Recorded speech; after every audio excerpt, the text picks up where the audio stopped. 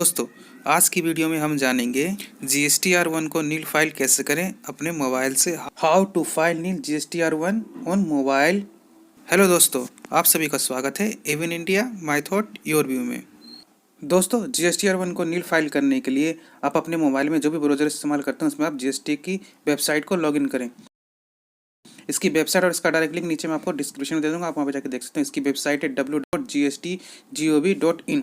दोस्तों, टाइप करने के बाद इसको सर्च पे क्लिक करेंगे। जब हम इसको सर्च पे क्लिक करते हैं तो हमारे सामने स्क्रीन पे कुछ इस तरह का इंटरफेस आता है। यहाँ पे ऊपर की तरफ जो ऊपर 3 डॉट दिए, 3 डॉट पे क्लिक करके वहाँ पे आपको सबसे पहले अपने मोबाइल को डेस्कटॉप मोड में कर लें।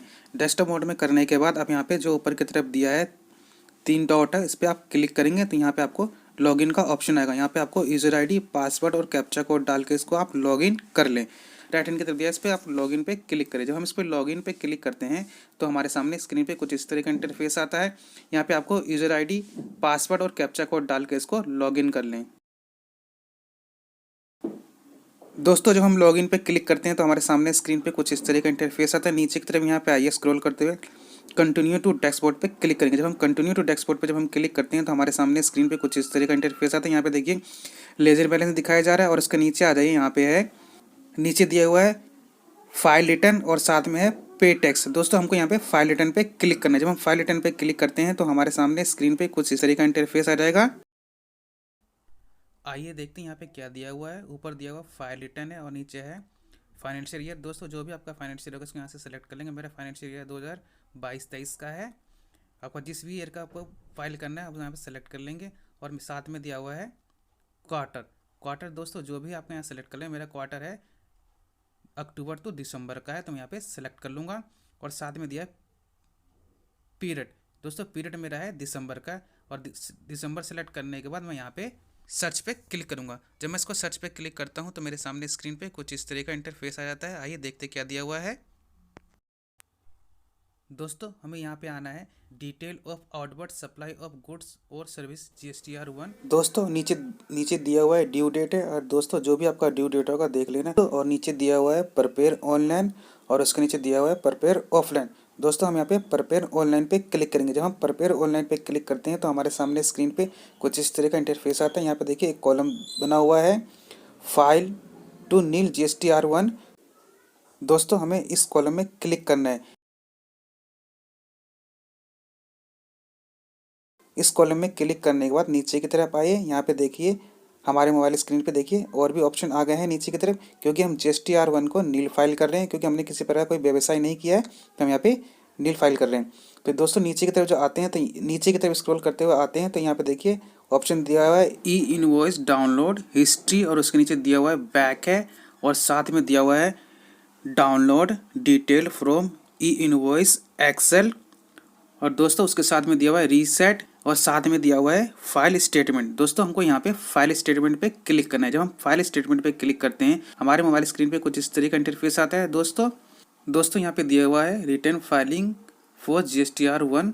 और दोस्तों, उसके नीचे आइए, यहाँ पे दिया हुआ है एक कॉलम दिया हुआ है, टर्म कंडीशन का कॉलम है। इस कॉलम में दिया हम क्लिक करना है। यहाँ पे बताया गया है जो भी आप GSTR1 में जो भी डिटेल दे रहे हो बिल्कुल करेक्ट और सही है, वो भी आपके नॉलेज के अनुसार। इस कॉलम में जब हम क्लिक करते हैं तो नीचे यहाँ पे आता है अथॉरिटी सिग्नेटरी का एक ऑप्शन आता है। यहाँ पे जो भी आपका अथॉरिटी सिग्नेटरी होगा उसको सिलेक्ट कर लेंगे। और दोस्तों, सेलेक्ट करने के नीचे की तरफ आता है बैक है, फाइल विद DSC और साथ में फाइल विद EBSC। दोस्तों, आप किसके थ्रू GST3RB को फाइल करना चाहते हैं यहाँ पे क्लिक कर लेंगे। दोस्तों, मैं यहाँ पे फाइल विद EBSC पे क्लिक करूँगा। आपके पास अगर डिजिटल सिग्नेचर है तो आप फाइल विद DSC पे क्लिक कर सकते हैं।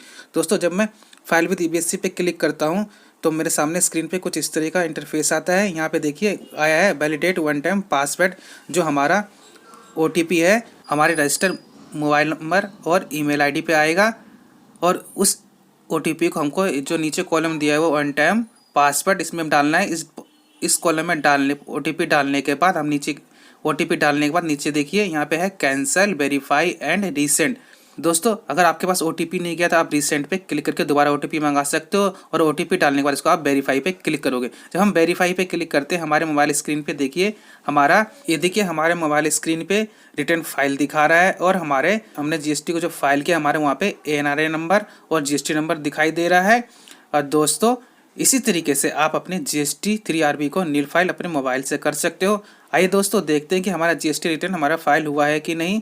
वो दोस्तों ऊपर आइए सर्विस में आने के बाद यहाँ पे जो रिटर्न क्विक लिंक दिया, लिंक पे आपको रिटर्न एक्सपोर्ट पे आना है। रिटर्न एक्सपोर्ट पे जब हम क्लिक करते हैं तो हमारे मोबाइल स्क्रीन पे इस तरीके का इंटरफेस आ जाएगा। यहाँ पे आपको फाइनेंशियल ईयर सेलेक्ट करना है, क्वार्टर सेलेक्ट करना है और पीरियड सेलेक्ट करने के बाद इसको आप सर्च पे क्लिक करिए। जब हम इसको सर्च पे क्लिक करते हैं हमारे सामने हमारे मोबाइल स्क्रीन पे देख लीजिए detail of outward supply of goods और सर्विसेज GSTR1 हमारा फाइल दिखा रहा है। अब यहाँ से व्यू भी ले सकते हो और इसको आप डाउनलोड भी कर सकते हो। दोस्तों इसी तरीके से आप अपने मोबाइल से GSTR1 को नील फाइल कर सकते हो। दोस्तों आज की वीडियो आपको कैसे लगी ये हमें कमेंट करके ज़रूर बताएं। वीडियो पसंद आई तो वीडियो को लाइक करें, शेयर करें और आने वाले इसी तरीके वीडियो के लिए हमारे चैनल को सब्सक्राइब जरूर करें। अब हम मिलेंगे किसी और नए टॉपिक के साथ नेक्स्ट वीडियो में।